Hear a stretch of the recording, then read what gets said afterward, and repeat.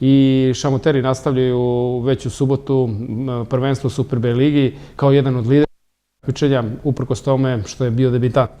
Da bi se podsjetili kako je to izgledalo u prvom delu sezone i kako sve je počelo, napravit ćemo mali osvrt za one koji eventualno nisu pratili rezultate Oracle Šamata 65 u tom prvom delu sezone, gde ste predstavljali za one koji vas ne poznaju poprilično iznenađenje. Jesmo, počnemo prvo pauze, 3 meseca je mnogo za zimski deo. Eto, tako da je jako bilo teško i držati ekipu motivisanu za rad sva 3 meseca, ali odlično je prošlo pripreme, momci su fenomenalno odradili, dobro smo se spremili. Najbitnije je da smo svi zdravi, da nemamo nikakvih povređenih igrača, osim Lomića koji se oporavlja od povrede kolena, tako da je to sve okej.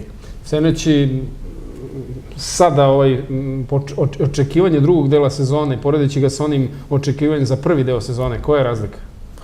Razlika je velika. Mi smo ušli u sezonu da igramo, pa šta bude, međutim ispalo je da smo delimo prvo mesto sa Pančevom i da sad već ima malo veća doza pritiska i malo da, mislim, mi ćemo ozbiljno igrati kao i u prvom delu svaku utakmicu, ali već sad će biti mnogo većeg pritiska nego u prvom delu.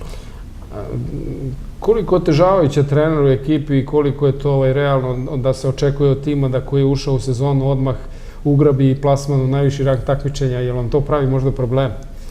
Ne pravi nam probleme, ja ne znam, ja šta god da igram ja volim da pobedim, kao i svi normalno, ali mi se nismo toliko opterećivali. Ja kažem, išli smo iz utakmice u utakmicu, pripremali se, svaka informacija o ekipi kojoj sledeće igramo je jako bitna za postavku igre naše, tako da mi smo išli tako i prvi deo sezone, tako ćemo i ovaj drugi isto.